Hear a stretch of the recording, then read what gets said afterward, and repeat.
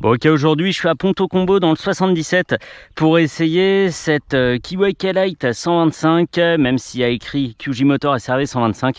C'est bien de la Kiwi dont elle est dérivée, elle est un petit peu mieux équipée, un petit peu plus moderne et mieux finie.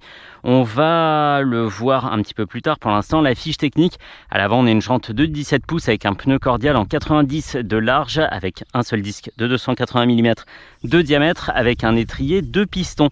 Ici, dans cette belle couleur rouge, on trouve 14 litres d'essence pour alimenter ce qu'on a en dessous, à savoir un monocylindre de 15 chevaux à 9500 tours, disposant de 12,1 Nm de couple à 7000 tours. On a une boîte 6, une selle à 720 mm de haut et un ensemble qui pèse 150 kg. Une jante de 15 pouces à l'arrière avec un pneu en 140 de large, un étrier 2 pistons sur un disque de 240 mm de diamètre. Une moto garantie 3 ans qui existe en rouge, noir et grise. On trouve une prise USB A, une prise USB-C pour un total de 3 399 €. On va vite y aller, il faut vite que je fasse de l'air parce que j'ai super chaud. C'est parti. Plouf plouf, scooter sportif, trail. Non, aujourd'hui c'est le petit bobber. Contact sur le côté, on va la sortir. Hop. Le TFT de 3,6 pouces s'anime joyeusement. Wow. TFT de 3,6 pouces qui a des couleurs chatoyantes. On est sur un bleu électrique mais de folie. Sur un fond blanc, ça aide à bien faire ressortir les infos. Incroyable de contraste. Une jauge à essence à gauche, une température moteur à droite. Un compte tour tout en haut dans la zone rouge commence à 10 000 tours, bien après que la puissance maxi soit atteinte, mais c'est pas grave, ça jusqu'à 12 000 tours. Une vitesse au centre, un indicateur de rapport engagé, punaise, bien fourni. Une horloge, une température de pneu avant, une pression, une température de pneu arrière et une pression et des informations. Peut-on les faire défiler? Je ne vois pas de bouton pour les faire défiler. Si, sur la branche du rétroviseur, c'est une première. Après presque 500 motos essayées, première fois que je vois ça. Totaliseur, trip A, trip B, totaliseur et un bouton Enter au-dessus que je ne vais pas toucher. Inutile de préciser que je touche parfaitement des pieds sur la selle à 720 mm de haut. Ce n'est évidemment pas un problème avec une machine qui est minuscule. J'avais jamais essayé la Kiwi dont elle est dérivée, mais c'est une toute petite machine. Allez, on est parti. Un petit point négatif, et c'est vraiment rédhibitoire, ça m'empêche d'acheter la moto, c'est la forme des rétros. Je plaisante, hein, mais ils auraient fait des rétros ronds et c'était tout bon, comme dit le dicton. Nickel, 5ème, 60 à 5500 tours. Écrasé par un énorme camion. Ah, mais j'arrive à pas le doubler. Et il s'obstine, hein, il a oublié qu'il était sur une moto de 15 chevaux. Yes. On va bientôt rentrer sur la voie express et j'espère que ça va mieux se passer qu'avec la Yosung Bobber où j'étais tombé en panne mystérieusement en pleine pointe de vitesse. Donc là, on va prier pour qu'il n'y ait pas de panne mystérieuse ou pas mystérieuse, hein, d'ailleurs, hein, évidemment. Tout se passe bien à part cette petite accélération où j'ai manqué de reprise parce que j'avais déjà passé la 5ème. On trouve bien sa place dans le trafic. C'est vrai que c'est une petite machine, hein. Même sans la regarder comme ça parce qu'on la voit pas du coin de l'œil en bas du champ de vision. On peut pas dire qu'on est sur un roadster, un trail, etc. On est forcément sur un custom. La machine étant tellement basse. Et les pieds sont placés à peu près au droit des genoux. Pas tout à fait, légèrement en retrait par rapport aux genoux. Mais c'est une position facile. Et ils sont pas trop en avant, ils sont pas trop derrière. C'est une moto qu'on prend facilement en main et dont le moteur jusqu'à présent ne vibre quasiment pas. Un moteur bien équilibré. Là on a dépassé les 7000 tours, je vais atteindre les 100 km/h compteur. C'est bien, j'ai ma place dans le trafic. Et on la remarque bien ici, dans cette couleur rouge. Elle existe aussi en gris et en noir. J'espère que c'est du rouge et pas du orange. On va dire que c'est un rouge orangé. Mais là, super. On sert le réservoir avec les genoux ou pas.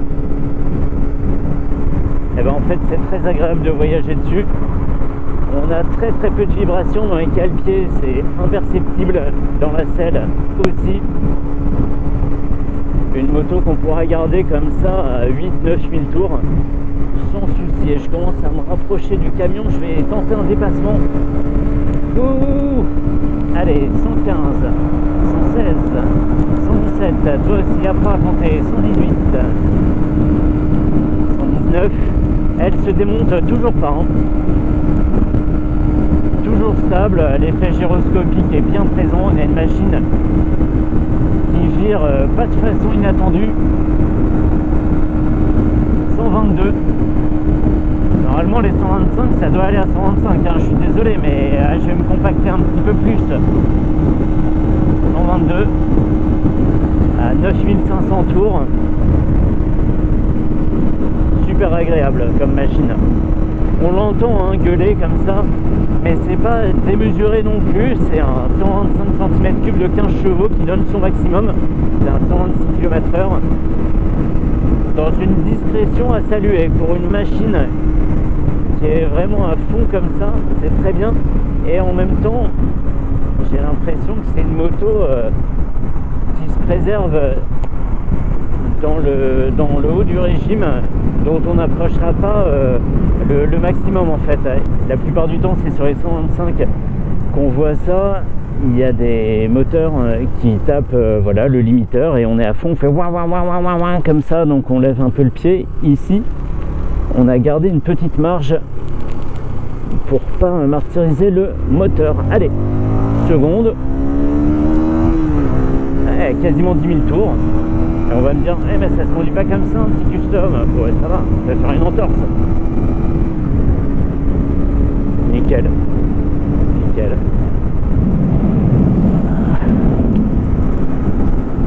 C'est exactement comme ça que j'aime les 125. Joyeuse, facile à utiliser, agile, tout bien. Et avec une bonne vitesse de pointe pour rien gâcher, parce que 125, même si c'est 125 compteurs, et ben c'est pas toutes les 125 qui le font, malgré ce que je raconte. Parfois même 100 km/h c'est beaucoup pour certaines machines. Mais ici on est bien. Fourche et suspension travaille bien, c'est un petit peu ferme. Mais on quitte pas la route pour autant quand on passe sur une bosse.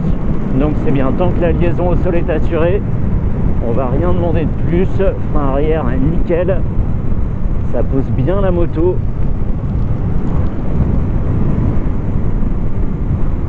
Parfait. Là je suis en 6ème à 6000 tours à 80 km/h. On n'a plus de ressources, hein. Tourner la poignée ne changera rien. Mais par contre on peut rouler sur un petit filet de gaz comme ça. C'est très agréable. Ah, dans 2 secondes je pose le genou là. Et à l'avant c'est comment? Il n'y a personne derrière, hein. À l'avant ça fait du bon boulot aussi. Allez, double kickdown, 4ème, 5ème, 6ème. Il y a de la pêche, hein. Et à l'arrière, comme on est sur la selle passager, alors on est un petit peu plus haut que le conducteur,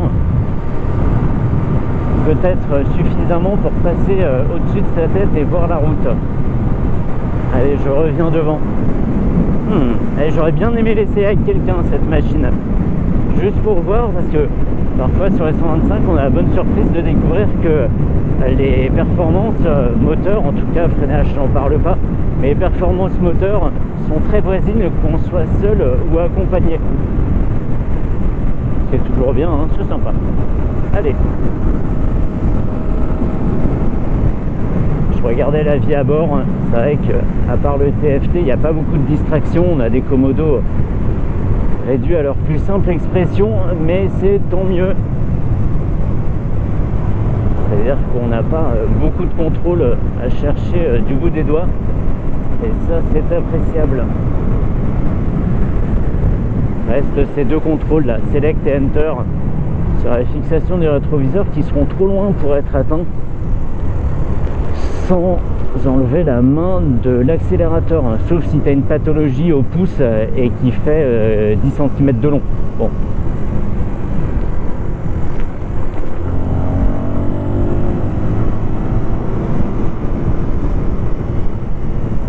Et ben je passe un super moment. Moi je pensais que je m'embarquais sur une machine qui serait un peu à bout de souffle sur voie express, et bah pas du tout. Alors je dis pas que j'ai pu doubler comme ça, m'insérer, m'échapper, etc. Mais le fait est qu'on finit par aller aussi vite que les autres et parfois même au-delà de la limite. C'est très surprenant et dans une sérénité qui est vraiment à souligner.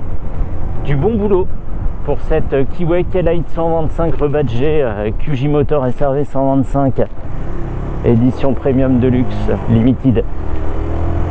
Allez, on va pouvoir en rester là.